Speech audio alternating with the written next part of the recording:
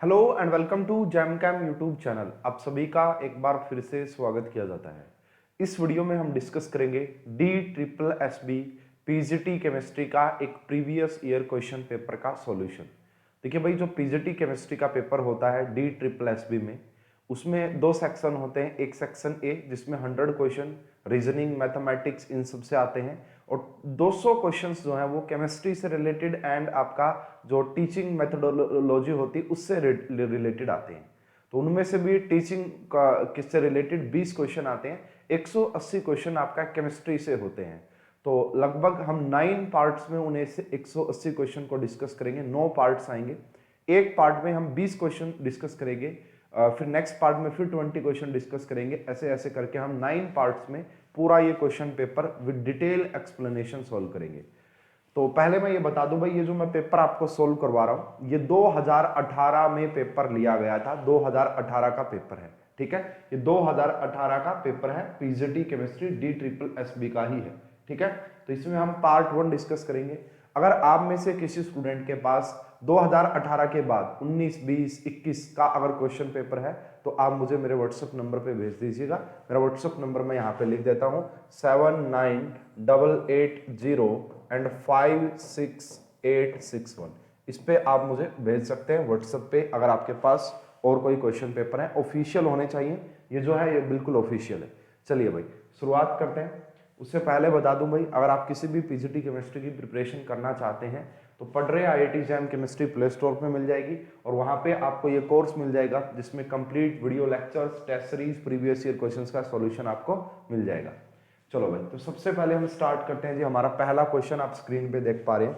This is related to solution, है ना। जो आपका सॉल्यूशन टॉपिक होता है उसी से रिलेटेड ये क्वेश्चन है। For the solute showing association, ठीक है, association the value of went Hoff factor I. देखिए वेंट ऑफ फैक्टर आता कब है नॉलेज में, जब आप कोई इलेक्ट्रोलाइट डालते हैं, है ना। जब आप कोई इलेक्ट्रोलाइट डालें, यानी कि जो या तो डिसोसिएट हो सके, आपने ऐसा कोई सब्सटेंस, ऐसा कोई सॉल्यूट डाला है जो या तो डिसोसिएट हो सके या फिर एसोसिएट हो सके, ठीक है ना। ये बात हो गई। तो इसके लिए डिसोसिएशन के लिए इसका जो फार्मूला होता है, जब डिसोसिएशन होती है, I van't Hoff factor is equal to 1 plus, है ना, 1 plus n-1 into alpha. Alpha का मतलब यहां पे होता है degree of dissociation, degree of dissociation. तो यहां पे आई जो हो जाता है, डिग्री ऑफ डिसोसिएशन को हम 100% मान के चलते हैं जब तक स्पेशली मेंशन ना किया गया हो। तो स्ट्रॉन्ग जब आपका डिसोसिएशन, ये जो मैं पढ़ा रहा हूं ये पहले डिसोसिएशन के लिए पढ़ा रहा हूं भाई ताकि आपकी नॉलेज, तो ये जो फॉर्मूला बन जाता I is equal to n, और n का मतलब होता है यहाँ पे नंबर ऑफ आयंस। अगर कोई भी सोल्ट या कोई भी कंपाउंड डिसोसिएट होगा तो वो कम से कम 2 में तो डिसोसिएट होगा, है ना। NaCl है, जब वो डिसोसिएट होगा तो Na पॉजिटिव और Cl नेगेटिव में तो होगा। वेंट ऑफ फैक्टर की जो वैल्यू होती है वो ग्रेटर देन 1 मिलेगी आपको फॉर डिसोसिएशन। बट एसोसिएशन की अगर आप बात करेंगे स्टूडेंट, ये जो फॉर्मूला है वो बन जाता है 1 प्लस एंड यहाँ पे होता है 1/n-1 इंटू में अल्फा। तो अगर आप यहाँ पे अल्फा की बात करेंगे, मैं मान लेता हूं कि अल्फा फिर से यहाँ पे हम 1 मान लेते हैं। जब तक मेंशन ना हो अल्फा को 1 ही मानना है, तो यहाँ पे 1 मानोगे तो यहाँ पे फिर से वो हो जाएगा। तो I is equal to 1/n, I is equal to 1/n, यानी कि वेंट ऑफ फैक्टर किसके इक्वल आ गया 1/n। n का मतलब होता है यहाँ पे एसोसिएशन से। भाई कितने, मान लो अगर हमारे पास यहाँ पे a प्लस a था और वो दोनों मिलके क्या हो गए A2 बन गए, तो यहाँ पे दो जो है आपस में जुड़े हैं, यानी कि यहाँ पे डाइमराइजेशन हुआ है। तो डाइमराइजेशन के लिए n की वैल्यू 2 होती है, n की वैल्यू 2 होती है। तो वेंट ऑफ फैक्टर कितना हो जाएगा, वेंट ऑफ फैक्टर तो 1/2 हो जाएगा। इसी प्रकार मान लीजिए यहाँ पे 3a है, ये तीनों ऐड हो गए तो यहाँ पे क्या बनेगा, यहाँ पे A3 बनेगा। A3 का मतलब यहाँ तो ट्राइमराइजेशन हो गया, तो यहाँ पे n की वैल्यू कितनी हो जाएगी 3। तो यहाँ पे भी आप देख पाएंगे वेंट ऑफ फैक्टर क्या हो जाएगा आपका 1/3 हो जाएगा। तो कहने का मतलब ये है कि हमेशा वेंट ऑफ फैक्टर आपको लेस देन 1 ही मिलेगा। For association went Hoff factor is always less than 1।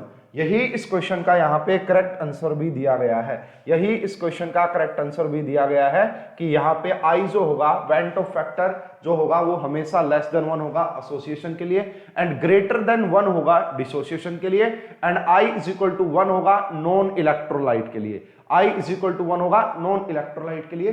तो इस क्वेश्चन का करेक्ट आंसर डी आ जाना चाहिए था। बढ़िया क्वेश्चन ये था भाई आपका, तो आप सभी को समझ में आ गया होगा। नेक्स्ट क्वेश्चन थर्मोडायनेमिक्स से बहुत ही बेसिक क्वेश्चन, बहुत ही easy question. A system that can exchange energy but not matter with surrounding. आपने जो है भाई पढ़ा होगा, ये डिफरेंट टाइप्स ऑफ सिस्टम पढ़ाए जाते हैं आपको, तो वहां पे यही है भाई, आइसोलेटेड सिस्टम में क्या होता है, ना तो आपका यहाँ पे हम बोलेंगे ना तो एनर्जी का ट्रांसफर होता एंड ना ही मैटर का ट्रांसफर होता है, तो वो तो आइसोलेटेड सिस्टम होता है। जैसे हमारी थर्मस की बोतल वगैरह हो जाती है। उसके बाद आइसोथर्मल का कोई खास, आइसोथर्मल नाम का कोई सिस्टम होता ही नहीं है ना, आइसोथर्मल नाम का कोई सिस्टम। ओपन सिस्टम में दोनों चीजें ट्रांसफर हो जाती है ना, एक्सचेंज एनर्जी का भी हो जाता है एंड मैटर का भी हो जाता है, ठीक है। जैसे आप ओपन चाय बना रहे हो भाई, है ना, चाय बना रहे हो तो वहां से हीट भी निकल रही है एंड वाटर वेपर्स भी निकल जाते हैं, ठीक है। उसके बाद क्लोज्ड सिस्टम आता है। क्लोज्ड सिस्टम में क्या होता है, सिर्फ एनर्जी का ट्रांसफर होता है, मैटर का ट्रांसफर नहीं होता है। क्लोज्ड सिस्टम में एनर्जी का ट्रांसफर होता है, मैटर का ट्रांसफर नहीं होता है। यही बात पूछी थी, इसलिए इस क्वेश्चन का भी करेक्ट आंसर डी आ जाएगा। चलिए भाई नेक्स्ट क्वेश्चन पे चलते हैं स्टूडेंट। नेक्स्ट क्वेश्चन भी आप देख सकते हैं भाई, इसको भी रिलेट कर सकते हैं। अगर आपको ध्यान से नहीं दिखाई दे रहा तो मैं बता दूंगा। Which of the following is independent of temperature? यहाँ पे कौन सी जो है आपका कौन सी कंसंट्रेशन टर्म इंडिपेंडेंट होगी टेम्परेचर से? पहला ऑप्शन दे रखा है मोलैरिटी, दूसरा ऑप्शन मोलैलिटी, तीसरा option normality and fourth option formality. देखिए भाई, अगर हम बात करेंगे टेम्परेचर से इंडिपेंडेंट होने का मतलब क्या है, अगर हम इन सभी में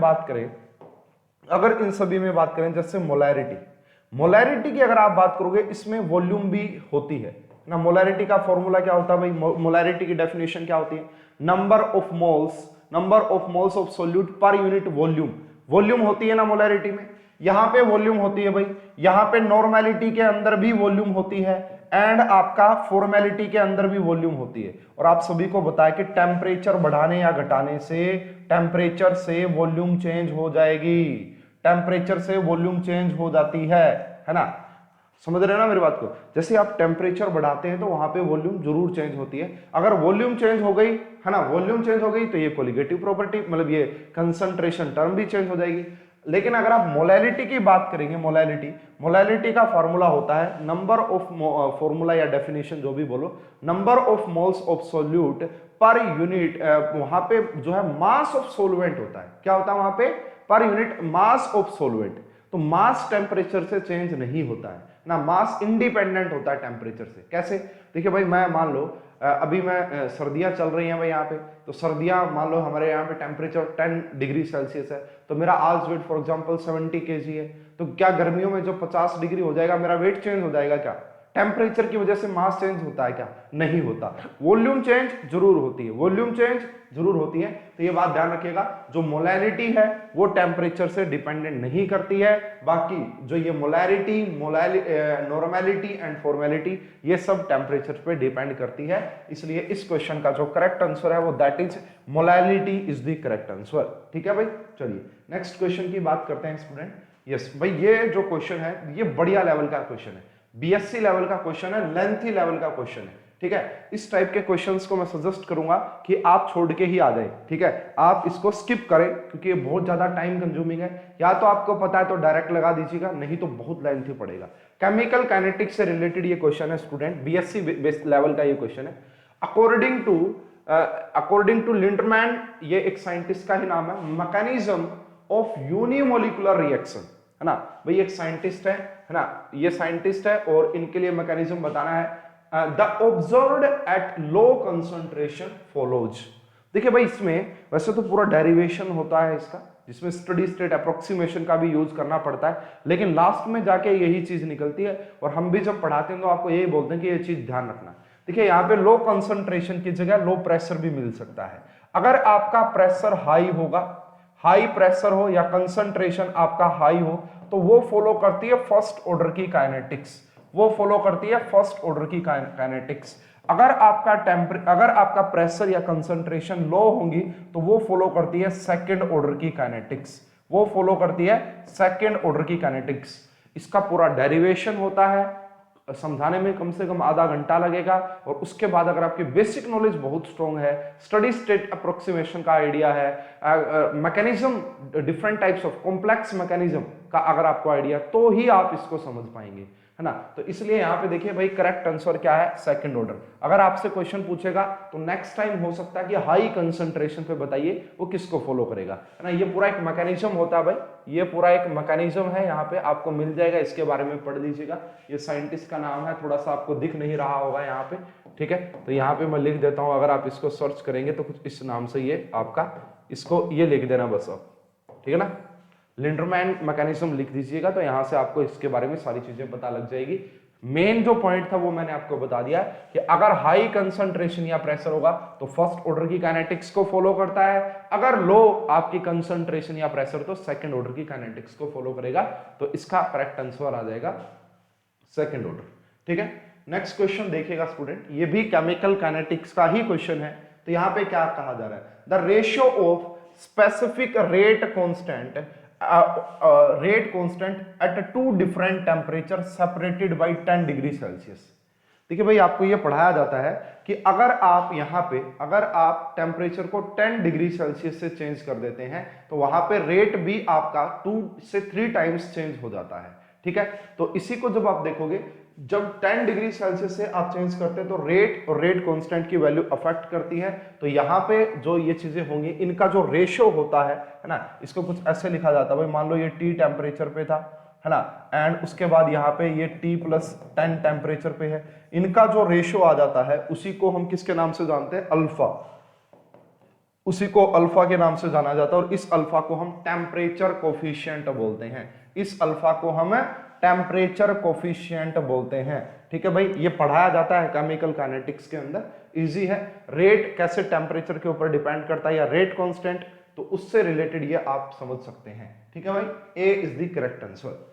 उसके बाद भाई नेक्स्ट क्वेश्चन पे चलते हैं स्टूडेंट। अगर आप इस क्वेश्चन की बात करेंगे भाई, थोड़ा सा इसका कोई एग्जैक्ट रीजन नहीं मिल पा रहा है मुझे, हालांकि मैंने काफी जगह इसके बारे में देखा, ढूंढा, लेकिन मुझे कोई सही से एक्सप्लेनेशन मिल नहीं पाई है इसकी।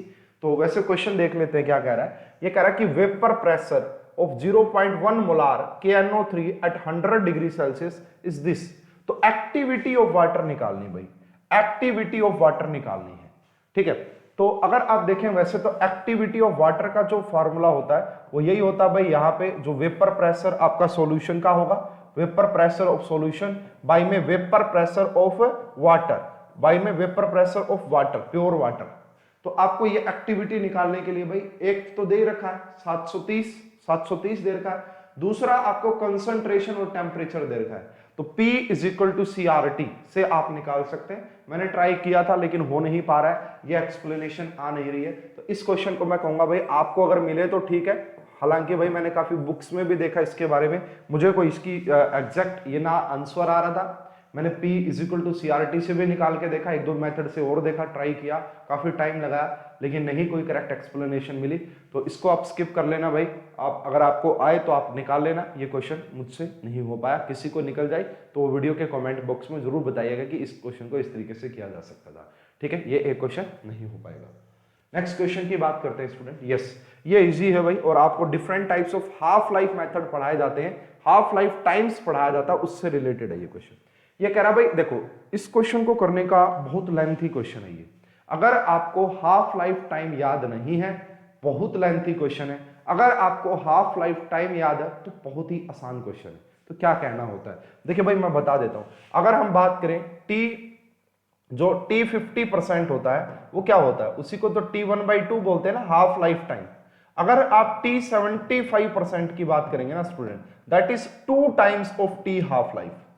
75% जो है वो 2 टाइम्स ऑफ 1/2 होता है।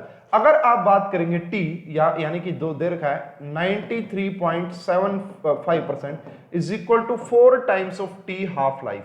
इसको मैं कहूंगा आप फर्दर याद भी रखिएगा। उसके बाद एक और चीज बता देता हूं जो डायरेक्ट आपसे पूछता है, अगर पूछ ले कि T 99.9 is equal to dash times, ये होता है 10 times of T half life. This is important, इसको आप याद रखिएगा, फ्यूचर में आपको यहां से क्वेश्चन देखने को मिल सकता है। अब ये क्वेश्चन कैसे सोल्व होगा, आइए मैं बताता हूं कि कैसे सोल्व होगा। सबसे पहले देखिएगा, इन्होंने बोला कि T70 जो ये 75% है फर्स्ट ऑर्डर की काइनेटिक्स, वो आपका 30 मिनट में। ये जो फार्मूले है भाई, this is valid for only first order. ये बात ध्यान रखना कि कहीं इसको हर जगह अप्लाई कर दो, नहीं, सिर्फ फर्स्ट ऑर्डर के लिए ये फार्मूले होते हैं। अब ये कह रहा है भाई T75% कितना है, T75% जो है यानी कि 2 टाइम्स ऑफ T हाफ 1/2 किसके इक्वल दे रखा है भाई, किसके इक्वल दे रखा है, 30 मिनट के इक्वल। तो यहां से हमें ये पता लग गया कि हमारा जो हाफ लाइफ टाइम है that is 15 minutes, that is 15 minutes. हमारा जो हाफ लाइफ है वो 15 मिनट्स है। अब ये कह रहा है कि ये वाला निकालना था, तो हाफ लाइफ टाइम इसका 4 गुना, तो 4 into में 15 और इसका आंसर आएगा 60 मिनट, है ना, 60 मिनट। अब बच्चा ध्यान देगा ही नहीं, बच्चा ध्यान देगा ही नहीं। उसने पूछा है आवर्स में, हावर में बताना भाई, घंटों में बताना है ना। हमको तो दिखेगा सीधा 60, है ना, मिनट, लेकिन भाई ध्यान से देखना पड़ेगा। और 60 मिनट के अंदर एक ही घंटा होता है, 60 मिनट के अंदर एक आवर होता है। तो इसलिए इस क्वेश्चन का करेक्ट आंसर हो जाएगा ए, फर्स्ट यहाँ पे सही होगा, 1 घंटा यहाँ पे लगेगा।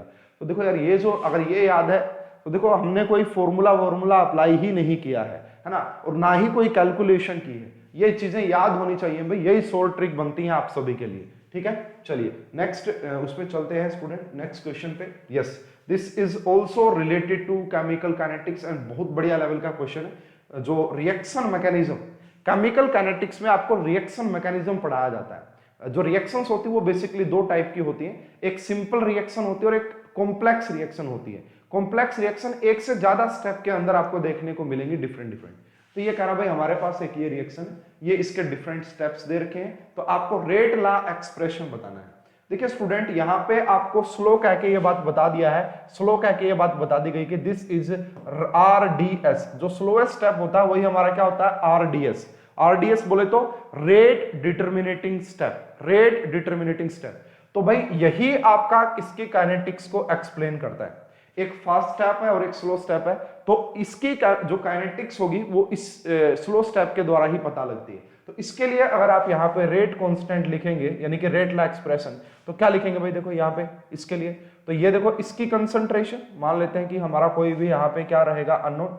देखिए भाई, हालांकि इन्होंने देने चाहिए थे, यहाँ पे K1 मान लेते हैं भाई, इसका रेट कांस्टेंट K1 है, इसका K2 है और इसका हम K3 मान लेते हैं, हमारे एंड से मान लेते हैं, ठीक है। तो यहाँ पे क्या आता है भाई, रिएक्टेंट की कंसंट्रेशन को ही दिखाया जाता है, R यानी कि rate is equal to K3, and यहाँ पे लिखेंगे concentration of O and concentration of O3।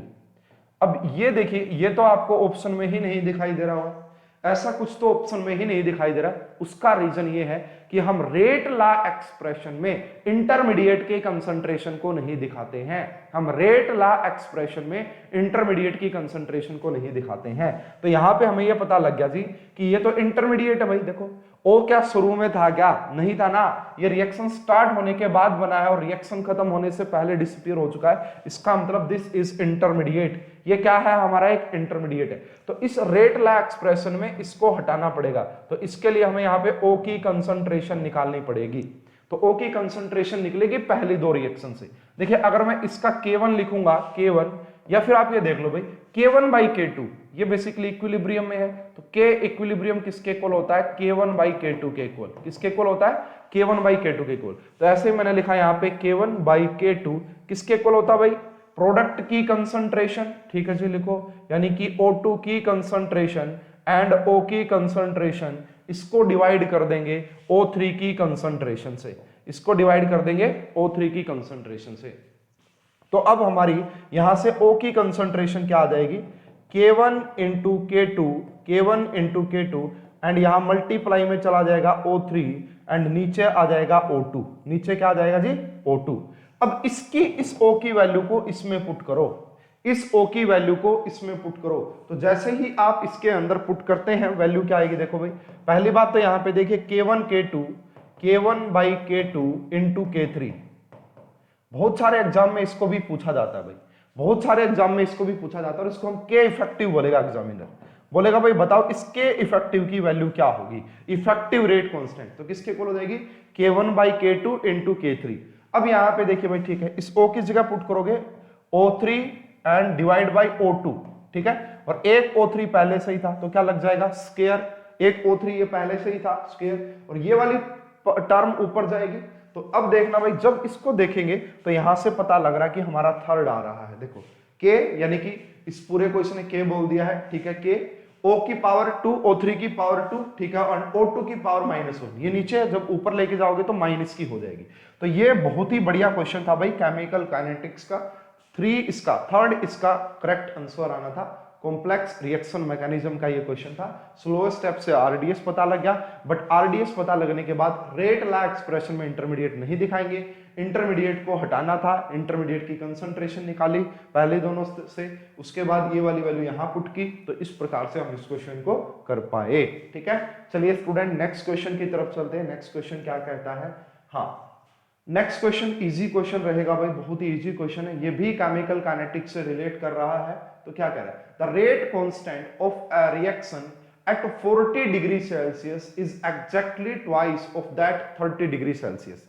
भाई जब 30 डिग्री सेल्सियस पे जो रेट कांस्टेंट था 40 डिग्री पे डबल हो गया है। The energy of activation approximately, तो यहां पे ध्यान देनी पड़ेगी भाई, किलो कैलोरी में पूछी है, किलो कैलोरी में। सबसे पहली बात तो हमारे पास फॉर्मूला क्या होता है भाई, ln K1/K2 है ना, K1/K2, इसको K1/K2 ना करके K2/K1 करो भाई। क्या करोगे? K2/K1 इज इक्वल टू, यहां पे होती है एक्टिवेशन एनर्जी, यहां पे होता है R, और यहां पे होता है 1/T1 एंड 1/T2 होता है। ठीक है ना, समझ गए? ये फॉर्मूला होता है। अब ये बात देखिए भाई, ट्वाइस है, मान लेते हैं पहले ए थी, अब 2A हो गया होगा रेट कांस्टेंट। पहले क्या था? A था, या पहले K था, अब 2K हो गया होगा।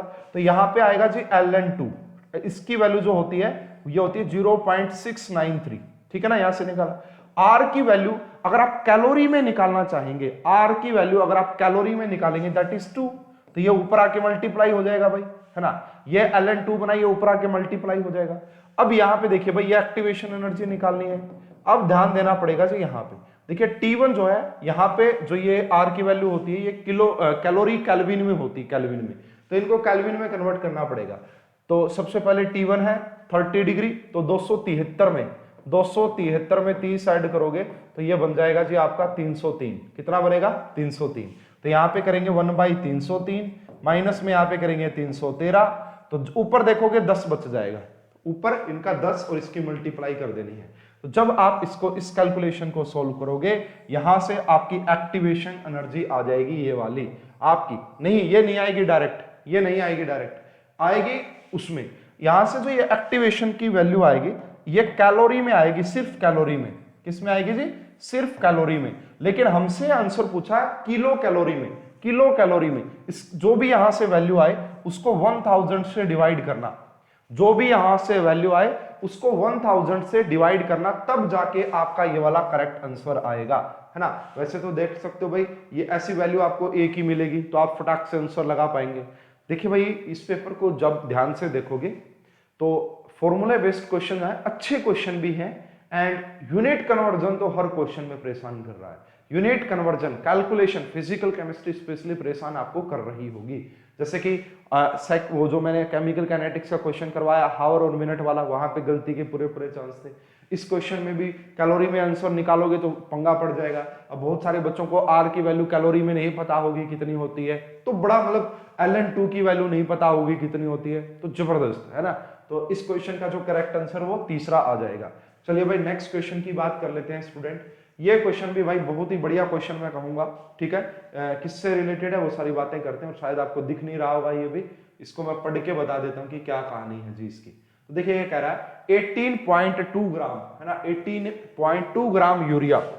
तो भाई यहाँ पे यूरिया का वेट दे रखा है, यूरिया जो है उसका वेट दे रखा है कितना? 18.2 ग्राम, ठीक है। Is dissolved in 100 gram water, 100 gram water में डाल देना है। तो वाटर का जो वेट दे रखा है वो ये दे रखा जी। Temperature, the lowering of vapour pressure produce 5 mm of Hg। तो लोअरिंग ऑफ वेपर प्रेशर क्या होता भाई? हम सोलवेंट के टर्म में बात करते हैं भाई। प्योर का ये था ना, प्योर का क्या था भाई? यहाँ पे ये था, और इसमें से कुछ न कुछ कम हो गया होगा। इस टर्म को लोअरिंग ऑफ वेपर प्रेशर बोला जाता है, जो आपको 5 mm ऑफ Hg दे रखी है, ठीक है, नो प्रॉब्लम। अब कह रहा है the molecular weight of urea is given that the vapour pressure of water this, यहां पे देखिए भाई प्योर का आपको दे रखा है कि प्योर का जो वेपर प्रेशर वो कितना होता है, PA0 आपको दे रखा है कि 92 होता है, 92। This question is related to relative lowering of vapour pressure. क्या फार्मूला होता है भाई, फार्मूला यही होता है रिलेटिव, ये वाला, ठीक है, ये लोअरिंग ऑफ वेपर प्रेशर हो गया, और इसको रिलेट करते हैं इससे, और ये किसके इक्वल आता है, ये इक्वल आता है भाई mole fraction of solute, B का मतलब यहां पे सोल्यूट से है, मोल फ्रैक्शन ऑफ सोल्यूट, इससे रिलेटेड आता है। अब इसकी वैल्यू क्वेश्चन में दे रखी है जी कितनी है, इसकी वैल्यू आपको क्वेश्चन में दे रखी है कितनी 5, और नीचे वाले की वैल्यू आपको क्वेश्चन में दे रखी है 92, ठीक है, यहां तक सोल्व हो गया। अब मोल फ्रैक्शन ऑफ बी का मतलब क्या है, मोल्स ऑफ सोल्यूट, है ना, बी का मतलब सोल्यूट से, एंड टोटल मोल्स, ठीक है। अब इसके मोल्स हम निकाल लेंगे भाई, वाटर के मोल्स, है ना, वाटर का वेट कितना दे रखा है भाई, मोल्स कैसे निकालते हैं, गिवन वेट बाई में मोलिकुलर वेट, जब निकालोगे तो आ जाएगा 5.55, क्या आ जाएगा 5.55, ठीक है। तो यहां से आप क्या करेंगे स्टूडेंट, अब अगर आप इसको सोल्व करना चाहते हैं तो देखिएगा मैं यहां पे सोल्व कर देता हूं आगे इसको। यहां से क्या है, ये हो गया जी आपका 5 and 92, उसके बाद यहां पे नंबर ऑफ मोल्स ये बी हो गया, एंड ये हो गया जी 5.5 एंड प्लस में कितना हो गया NB, इसकी मल्टीप्लाई यहां से, इसकी मल्टीप्लाई यहां से, तो यहां से क्या कर लेना स्टूडेंट, नंबर ऑफ मोल्स आ जाएंगे सोल्यूट के, नंबर ऑफ मोल्स आ गए, उसके बाद यूरिया है नहीं, उसके बाद आपको क्या निकालना है, मोलिकुलर वेट ऑफ यूरिया, वो निकालना है अगर इतना दे रखा है। तो हमारे पास बेसिकली क्या होता है student, formula number of moles यहां से निकल आएंगे, उसके बाद क्या होता है भाई, वेट बाई में मोलिकुलर वेट, वेट बाई में मोलिकुलर वेट इनटू में किसके इक्वल रख देंगे, नंबर ऑफ मोल्स के, तो नंबर ऑफ मोल्स नीचे आ जाएंगे एंड मोलिकुलर वेट ऊपर चला जाएगा। जब आप कैलकुलेशन को सोल्व कर लेंगे तो आपका जो करेक्ट आंसर आएगा दैट इज 57.05, क्या आएगा 57.05, ये मैंने खुद कैलकुलेट करके देखा है, बिल्कुल आ जाता है इस मेथड से, इस तरीके से। तो ये भी relative lowering of vapour pressure colligative property का क्वेश्चन था, ठीक है। नेक्स्ट क्वेश्चन पे चलते हैं स्टूडेंट, यस ये भी बहुत बढ़िया क्वेश्चन है, फेज इक्विलिब्रियम का क्वेश्चन है भाई, थोड़ा सा इसमें बीएससी के कंसेप्ट भी आ रहे हैं, थोड़े बहुत बीएससी के कंसेप्ट भी आ रहे हैं यहाँ पे। For a two component system, the reduced phase rule is equation। देखिए भैया नॉर्मल जो फेज रूल होता है वो क्या कहता है हमारा, वो यही कहता है कि आपका यहाँ पे भाई जो डिग्री ऑफ फ्रीडम, एफ का मतलब होता है degree of freedom, is equal to C, यानी कि नंबर ऑफ कंपोनेंट, एंड उसके बाद आ जाता है यहाँ पे -p+2। नॉर्मल जो हमारा फेज रूल होता है वो ये होता है नॉर्मल, सी का मतलब होता है नंबर ऑफ कंपोनेंट से, पी का मतलब होता है फेज से, एंड ये होता है +2, ये नॉर्मल है। तो अगर यहां पे कह रहा है कि टू कंपोनेंट सिस्टम, तो आप यहां पे ये करते भाई इसको, सॉरी आप यहां पे ये करते, तो ये आप बोल देते कि 4 - p आएगा, 4 - p, लेकिन इसका आंसर तो ये नहीं दे रखा, इसका आंसर ए ही होता है स्टूडेंट। कैसे भाई, जब आप रिड्यूस्ड फेज रूल की बात करते हैं ना, रिड्यूस, अगर टू कंपोनेंट सिस्टम हो तो वहां पे इस फॉर्मूले को हम चेंज करके लिख लेते हैं F degree of freedom C -p+1 लिख लेते हैं स्टूडेंट, क्या लिख लेते हैं, +1 लिख लेते हैं। अगर आप +1 लिखोगे यानी कि रिड्यूस्ड फेज रूल यही होता है, तो एफ किसके इक्वल, कंपोनेंट तो दो ही है, -p+1, जब देखोगे तो क्या आ जाएगा, degree of freedom is equal to 3 - p। तो इसलिए इस क्वेश्चन का जो सही आंसर है वो फर्स्ट वाला ही आ जाएगा, ए इज द करेक्ट आंसर। चलिए भाई नेक्स्ट क्वेश्चन की बात कर लेते हैं स्टूडेंट। हाँ ये भी बढ़िया क्वेश्चन, केमिकल काइनेटिक्स का ही ये क्वेश्चन है, और सुपर क्वेश्चन मैं इसको कहूंगा, बाकी इजी है, पढ़ाया जाता है ये तो आपको, है ना। Chemical reaction that proceed from reactant to products through one or more intermediate stage are called opposing reaction. ऐसा तो कुछ नहीं होता, सिंपल रिएक्शन तो भाई रिएक्टेंट से प्रोडक्ट में कन्वर्ट हो जाएगी सिंपली, कॉन्जुगेटिव रिएक्शन जरूर बोला जाता है। इसका मीनिंग ये है भाई, ए था, ए से पहले बी बना, बी से सी बना, ठीक है, इसका रेट कांस्टेंट K1 है, इसका रेट कांस्टेंट K2 है ना। इनिशियली क्या होगा, T = 0 पे इसकी कंसंट्रेशन A0 थी, इसकी भी 0, इसकी भी 0, T = T पे क्या हो जाएगी, A0 में से कुछ कम हो जाएगी तो यहाँ X बनेगा, और X में से कुछ कम होगा तो Y बनेगा। भाई ये पूरा डेरिवेशन करवाया जाता है इसका, लेकिन इस टाइप के रिएक्शंस को हम सीक्वेंशियल रिएक्शन बोलते हैं। कॉन्जुगेटिव रिएक्शन बोल दो, सीरीज रिएक्शन बोल दो, या फिर सिक्वेंशियल रिएक्शन बोल दो, कुछ भी आप बोल सकते हैं। तो इस क्वेश्चन का यहाँ पे देखिए, ये जो बी है यहाँ पे ये इंटरमीडिएट बन रहा है। बी क्या है आपका? इंटरमीडिएट बन रहा है, इसलिए इस रिएक्शन को कॉन्जुगेटिव रिएक्शंस बोला जाता है। Third is the correct answer. First order के ही स्पेशल केसेस होते हैं।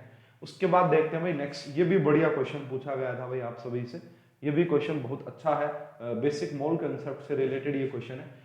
100 ml ईच, वॉल्यूम दे रखी है 100 ml of 1 molar AgNO3 and 1 molar NaCl are mixed, दोनों को मिक्स कर दिया।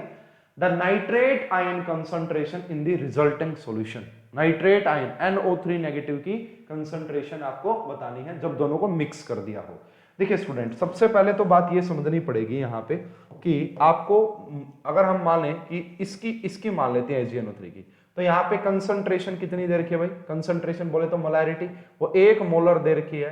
एंड अगर आप वॉल्यूम की बात करेंगे वो तो दोनों की ही ये दे रखी है, ठीक है। तो देखिए आपको पता है कंसंट्रेशन क्या होती है? Number of moles per unit volume, number of moles per unit volume. अगर मुझे यहाँ पे मिली मोल्स निकालने हैं, ठीक है, मुझे यहाँ पे क्या निकालने स्टूडेंट? मिली मोल्स। तो मिली मोल्स कैसे निकाले जाते हैं? M1V1 से निकाले जाएंगे। किससे निकाले जाएंगे? M1V1 से मिली मोल्स निकाले जाएंगे। तो अगर आप पूछेंगे कि milli moles of nitrate, milli moles of nitrate, तो ये AgNO3 के लिए डाटा था। तो यहाँ पे M1, देखिए स्टूडेंट समझिएगा बात को कि कंसंट्रेशन क्या होता है? मोल्स पर यूनिट वॉल्यूम होता है, ठीक है। अगर यहाँ पे ml में दे रखी है वॉल्यूम तो इसी को मिली मोल्स बोल देते हैं। तो कंसंट्रेशन की वॉल्यूम से मल्टीप्लाई कर दीजिए, तो ये मेरे पास क्या आ गए? मिली मोल्स ऑफ NO3 नाइट्रेट के कितने आए हैं यहाँ पे भाई? ये आगे आपका 100 मिली मोल्स आ गए। अब मुझे क्या निकालनी है? कंसंट्रेशन। क्या निकालनी है? Concentration of nitrate, concentration of NO3 negative. तो कंसंट्रेशन का फॉर्मूला क्या होता है? नंबर ऑफ मिलीमोल्स, यहां पे मिलीमोल्स ही यूज करेंगे, number of millimoles of nitrate and by divided by total volume, divided by total volume. तो यहां पे अगर आप देखेंगे तो नंबर ऑफ मिलीमोल्स कितने हैं नाइट्रेट के? क्योंकि नाइट्रेट सिर्फ AgNO3 से मिल रहा है, नाइट्रेट सिर्फ AgNO3 से मिल रहा है, NaCl से तो मिल ही नहीं रहा, तो कितने आ गई है? उसके बाद टोटल वॉल्यूम कितनी हो जाएगी भाई? दोनों के 100। अब दोनों को मिला दिया है, NaCl को एंड AgNO3 को, दोनों को मिला दिया। मिलाने पे वॉल्यूम तो ऐड होगी, 100 + 100 कितनी हो जाएगी? 200। 100 + 100 कितनी हो जाएगी? 200। तो इस क्वेश्चन का जो करेक्ट आंसर आ जाएगा दैट इज 0.5 मोलार। क्या आ जाएगा भाई? 0.5 molar is the correct answer, ठीक है भाई। चलिए नेक्स्ट क्वेश्चन की बात कर लेते हैं स्टूडेंट। नेक्स्ट क्वेश्चन क्या कहता है? ये भी भाई बढ़िया क्वेश्चन है and related to colligative property, ठीक है। कोलिगेटिव प्रॉपर्टी, ऑस्मोटिक प्रेशर का ही ये क्वेश्चन है। तो ये क्या कह रहा है? अ सॉल्यूशन, जिसका एक सॉल्यूशन है, यहाँ पे सोल्यूट है ना, देखिए प्रोटीन है कोई सोल्यूट जिसका वेट आपको दे रखा है। तो WB का मतलब समझिएगा स्टूडेंट, दैट इज 0.635 ग्राम है। तो ये हमारा क्या दे रखा है? वेट ऑफ सोलवेंट, ठीक है। इसको डाला गया है 100 ml वाटर के अंदर, यानी कि वॉल्यूम कितनी हो गई भाई? वॉल्यूम होगी 100 ml। इसको लीटर में कन्वर्ट करना भाई, क्योंकि यहाँ पे लीटर में यूज करते हैं, तो 0.1 लीटर होगी वॉल्यूम। Water has osmotic pressure due to the protein this. तो यहाँ पे जो प्रेशर दे रखा है आपको, प्रेशर वो यानी कि ऑस्मोटिक प्रेशर पाई को रिप्रेजेंट करते हैं, that is 2.35 centimetre of Hg। ऐसे लिखना चाहिए भाई इनको कि क्योंकि सेंटीमीटर ऑफ Hg एक यूनिट होती है, अकेला सेंटीमीटर कोई यूनिट थोड़ी नहीं होती है प्रेशर की, ठीक है। और यहाँ पे टेम्परेचर आपको दे रखा है 27 डिग्री सेल्सियस, जिसको आप 300 केल्विन में कन्वर्ट कर लेंगे, ठीक है। सारा डाटा दे दिया। आपसे बोल रहा है कि molecular weight of that protein, molecular weight of that protein. भाई हम सभी को फॉर्मूला पता होता है, pi is equal to CRT। क्या फॉर्मूला होता है? Pi is equal to CRT, ठीक है। तो पाई आपको दे रखा है जी, ये रहा, ठीक है, पाई हमारे पास आ गया। हालांकि थोड़ी सी यूनिट जरूर कन्वर्ट करनी पड़ेगी भाई, इसको सेंटीमीटर ऑफ Hg को ATM में कन्वर्ट कीजिएगा, है ना, क्योंकि R। उसके बाद देखिए कंसंट्रेशन का मतलब वही होगा number of moles of solute. कितने आएंगे भाई? मोल्स कैसे निकालते हैं? गिवन वेट, यानी कि गिवन वेट बाई में मोलिकुलर वेट, ठीक है, ये हो गया जी। इनटू में क्या? Divide by volume. वॉल्यूम कितनी है यहाँ पे दे ही रखी है क्वेश्चन में, वॉल्यूम हमें क्वेश्चन में दे रखी है। उसके बाद आ जाएगा R इंटू टी। तो हमें ये वाला डाटा निकालना है, हमें ये निकालना है। तो अगर आप ये निकालेंगे, यानी कि मोलिकुलर मास ऑफ सोलवेंट, तो क्या फॉर्मूला हो जाएगा? वेट ऑफ सोल्यूट इंटू में आर इंटू में टी एंड यहां पे क्या आ जाएगा जी नीचे पाई और यहां पे क्या आ जाएगी वॉल्यूम। तो ये देखिए सारा डाटा गिवन है अब आपको। यहां पे वेट ऑफ सॉल्यूट कितना दे रखा है, ये रहा जी। आर की वैल्यू यहां पे यूज की जाती है 0.082, ये वाली वैल्यू यूज की जाती है भाई, ये वाली वैल्यू यूज की जाती है। टेम्परेचर 300 केल्विन यूज करेंगे। पाई की वैल्यू दे रखी है, इसको एटीएम में कन्वर्ट कर लेना। वॉल्यूम आपको 0.1 लीटर दे रखी है, तो सब यहां पे दिया हुआ है। और जब आप कैलकुलेशन को सोल्व करेंगे तो ये आपका करेक्ट आंसर आ जाएगा, सेकंड वाला।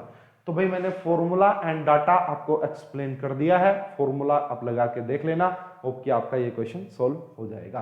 कोलिगेटिव प्रॉपर्टी का ये क्वेश्चन था, ठीक है। नेक्स्ट क्वेश्चन देखिएगा भाई, ये आपको डायरेक्ट याद रखना है। Temperature jump relaxation method is used to study.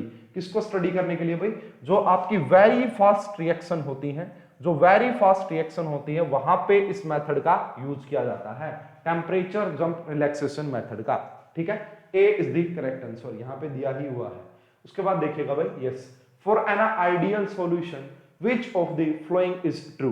भाई आपको पढ़ाया जाता है ideal and non ideal solution, routes law के दौरान ही ये बातें पढ़ाई जाती हैं। तो भाई आपको ये सभी बातें बोली जाती है कि वहां पे कि जो डेल्टा वी मिक्सिंग होता है ना, मिक्सचर की जो वॉल्यूम चेंज होती है वो किसके इक्वल होती है भाई, आपका 0 के इक्वल होती है। नॉन आइडियल के लिए ये नॉट इक्वल टू 0 होती है। नॉन आइडियल में भी एक पॉजिटिव डेविएशन होता है और एक नेगेटिव डेविएशन होता है, उसके लिए इसकी वैल्यू वेरी करती है, ठीक है। तो आइडियल सॉल्यूशन के लिए डेल्टा है ना, चेंज इन वॉल्यूम वो है आपका मिक्सचर की, वो 0 के इक्वल होती है, वो कोई चेंज नहीं होती है। एंट्रोपी का ऐसा कोई फंडा होता नहीं यहाँ पे। डेल्टा वी की हम जरूर बात करते हैं, तो ये सिंपल है भाई, समझाने का इसमें कुछ है नहीं, पढ़ाया जाता है ये आपको ऑलरेडी, ठीक है। नेक्स्ट क्वेश्चन की बात कर लेते हैं स्टूडेंट। ये फिर से भाई आपका कोलिगेटिव प्रॉपर्टी का ही क्वेश्चन है। कोलिगेटिव प्रॉपर्टी का दिखने में फिर से प्रॉब्लम हो रही होगी, मैं बता देता हूं क्या है। यहाँ पे बोल रखा है कि 0.22 ग्राम है ना of a substance dissolved in 22 gram of benzene, यानी कि भाई कोई अननोन कंपाउंड है, जहां पे भी सब्सटेंस बोले ना उसका मतलब उसका मोलिकुलर वेट पूछ रहा है एग्जामिनर, कोलिगेटिव प्रॉपर्टी का क्वेश्चन है। तो यहाँ पे मैं मान लेता हूं भाई मेरा जो सोल्यूट है ना, WB का मतलब है weight of solute, given weight of solute, वो कितना दे रखा है 0.22 ग्राम, कितना दे रखा है जी 0.22 ग्राम। उसके बाद 22 ग्राम बेंजीन में, यानी कि बेंजीन यहाँ पे सोलवेंट है तो ये 22 ग्राम हो गया जी, वेट ऑफ सोलवेंट 22 ग्राम हो गया। Benzene lowered the freezing point of benzene by this, यानी कि आपका जो डेल्टा TF है, डिप्रेशन इन फ्रीजिंग पॉइंट, वो दे रखा 0.283, ठीक है। उसके बाद the molecular weight of the substance, आपको सब्सटेंस का मोलिकुलर वेट निकालना है, मोलिकुलर वेट का मतलब है MB निकालना है, ठीक है, मोलिकुलर वेट ऑफ सोलवेंट। अगर KF की वैल्यू आपको यहां पे दे रखी हो 5.12, ये रहा जी, सब कुछ दे रखा जी। सिंपल अगर आप फार्मूला अप्लाई करेंगे, हमें पता है delta TF is equal to KF into में मोलैलिटी, ये दे रखा है, ठीक है, ये दे रखा है। मोलैलिटी का मतलब होता है number of moles of solute. इसको जब सोल्यूट को लिखोगे तो वेट ऑफ सोल्यूट, यहां पे करोगे molecular weight of solute into में वेट ऑफ सोलवेंट। अगर यहां पे ग्राम में लोगे तो इसको 1000 से मल्टीप्लाई करना। अब देखिए भाई डेल्टा TF आपको दे रखा है, यस जी दे रखा है। KF आपको दे रखा है, दे रखा है। इसमें क्या V भी दे रखा है, वेट ऑफ सोल्यूट, यस ये रहा जी। क्या आपको ये भी दे रखा है, यस ये रहा यहाँ पे। तो सब कुछ तो दे रखा है, आपको क्या निकालना है यहाँ पे MB, यानी कि मोलिकुलर वेट ऑफ सोल्यूट। क्या निकालना है, मोलिकुलर वेट ऑफ सोल्यूट। तो सारा डाटा यहाँ पे गिवन है, फाइनली आप इसको इजीली निकाल लीजिएगा। इसका जो आंसर आएगा दैट इज 26, इसका आंसर लिख देता हूं यहाँ पे 264.9 इस क्वेश्चन का करेक्ट आंसर आएगा। 264.9 इस क्वेश्चन का करेक्ट आंसर आ जाएगा। चलिए भाई नेक्स्ट क्वेश्चन की बात कर लेते हैं स्टूडेंट। ये क्या कह रहा है भाई, बहुत बढ़िया क्वेश्चन है, केमिकल इक्विलिब्रियम का, केमिकल इक्विलिब्रियम का क्वेश्चन है। देखिए भाई ये कह रहा है कि एक रिएक्शन है, जब A2 gas and 3B2 gas आपस में जुड़ेंगी तो यहाँ पे 2AB3 गैस बनेगा। और ये रिएक्शन डेल्टा नेगेटिव का मतलब होता है ये एंडोथर्मिक टाइप, सॉरी ये आपका किस टाइप की है, एक्सोथर्मिक। डेल्टा H नेगेटिव का मतलब होता है हीट निकल रही है, तो ये रिएक्शन एक्सोथर्मिक टाइप की होती है। अब ये कह रहा है for this reaction the favourable condition of decomposition of AB3। भाई अगर ये यहां से यहां जाए ना, डीकंपोज करे AB3, तो इसके लिए फेवरेबल कंडीशन क्या होगी। पहली बात देखिए स्टूडेंट, जब A2 गैस, ये लाइक दैट हैबर प्रोसेस है, हैबर प्रोसेस में क्या करते थे, N2 गैस प्लस में 3H2 gas gives 2NH3 gas, ठीक है। तो इसमें हम क्या करते थे हैबर प्रोसेस के अंदर, हमें पता भाई जब इन दोनों को मिलाओगे तो हीट निकलेगी, अगर इसको यहां पे लेके आओगे हीट देनी पड़ेगी। अब मतलब इस साइड से अगर आप इसको देखोगे, दिस इज एंडोथर्मिक, कैसी हो जाएगी, एंडोथर्मिक। और भाई ली चैटलियर प्रिंसिपल साहब ने यह बात बताई थी, अगर रिएक्शन एंडोथर्मिक है तो टेम्परेचर बढ़ाने पे, एंडोथर्मिक रिएक्शन का टेम्परेचर बढ़ाने पे जो है आपका वो प्रोडक्ट फेवरेबल होती है ना, जितना ज्यादा टेम्परेचर बढ़ाओगे उतना ज्यादा डिसोसिएशन देखने को मिलेगा। इसका मतलब तो ये है कि आपको टेम्परेचर हाई रखना है, लो टेम्परेचर वाला हटा दो, लो टेम्परेचर वाला हटा दो, ठीक है, टेम्परेचर हाई। उसके बाद ध्यान रखिएगा स्टूडेंट, एक ट्रिक बता रहा हूं, मैंने पहले भी ये ट्रिक आपको बताई होगी। ट्रिक ये होती है भाई, अगर डेल्टा एनजी की वैल्यू, अगर डेल्टा एनजी की वैल्यू लेस देन 0 हो तो वहां पे हम ट्रिक लगाते हैं HPLV। क्या ट्रिक लगाते हैं, HPLV। डेल्टा एनजी की वैल्यू 0 से कम हो तो ट्रिक होती है HPLV, high pressure low volume, high pressure low volume. अगर डेल्टा एनजी ग्रेटर देन 0 हो तो ट्रिक हम लगाते हैं LP and HV, low volume रखना एंड हाई प्रेशर रखना। देखिए स्टूडेंट, अगर ये रिएक्शन होती ना, ये रिएक्शन पूरी, तो ये डेल्टा एनजी यहां पे नेगेटिव आता, बट अब रिएक्शन तो चेंज ही कर दी है ना, वो कह रहा है कि इसका डिसोसिएशन करो आप, किसका, 2AB3 गैस, अब आपकी AB3 गैस कन्वर्ट हो रही है किसके अंदर, A2 गैस के अंदर एंड साथ में 3B2 गैस के अंदर। अगर आप इसका डेल्टा एनजी निकालेंगे, डेल्टा एनजी का मतलब होता है number of moles of product, तो प्रोडक्ट गैसियस, जी का मतलब गैसियस, 3 और 1 4, और उसमें से रिएक्टेंट के निकाल देने कितने, इरा। तो अब यहां पे देखोगे तो वैल्यू क्या आ रही है जी, वैल्यू क्या आ रही है हमारी, पॉजिटिव, क्या आ रही है वैल्यू, पॉजिटिव। अगर डेल्टा एनजी पॉजिटिव, इसका मतलब 0 से बड़ा, LV लो प्रेशर रखना, हाई वॉल्यूम रखना। अगर आप प्रोडक्ट फेवरेबल रिएक्शन चाहते हैं तो लो प्रेशर रखना और हाई वॉल्यूम रखना। तो इसीलिए देखिए ए ऑप्शन में बोला गया है कि हम यहाँ पे लो प्रेशर होगा, ए ऑप्शन में बोला गया है कि लो प्रेशर होगा। तो ये ली चैटलियर प्रिंसिपल का बहुत ही बेहतरीन क्वेश्चन था, ठीक है भाई। जस्ट रिवर्स पूछ रहा है, देखो कितना ट्रिकी बना रहा है, सिंपल नहीं पूछ रहा आपसे, जस्ट इसका अपोजिट पूछ रहा है। सिंपल देखोगे तो गड़बड़ कर जाओगे। अब क्वेश्चन को ध्यान से जो बच्चा पढ़ेगा वो सही कर पाएगा। डीकंपोजिशन ऑफ AB3 बोला था, ठीक है भाई। चलिए स्टूडेंट नेक्स्ट क्वेश्चन पे चलते हैं, और नेक्स्ट क्वेश्चन क्या कहता है उसको समझते हैं। यस यस यस यस, ये भी भाई इजी सा क्वेश्चन ही मैं कहूंगा इसको। The equilibrium constant for a reaction is not affected by the presence of. देखिए टेम्परेचर से इक्विलिब्रियम कांस्टेंट चेंज हो जाता है, एक पूरी रिएक्शंस हमारे पास होती है ना, तो टेम्परेचर से चेंज हो जाएगा, कोई इशू नहीं है। प्रेशर से भी इफेक्ट करता है भाई, बिल्कुल इफेक्ट करता है। जैसे आपने केपी पढ़ा होगा, केपी किसके कॉल होता है, तो वहां पे प्रेशर ही तो आता है ना, तो प्रेशर से भी करता है। And pH is equal to 4, इससे भी अफेक्ट करता है। पीएच से भी जो आपका इक्विलिब्रियम कांस्टेंट है ना, जैसे पीएच के लिए आयोनिक इक्विलिब्रियम में Ka Kb वैल्यू पढ़ाई जाती है, तो वहां पे पीएच से वो चेंज हो जाता है।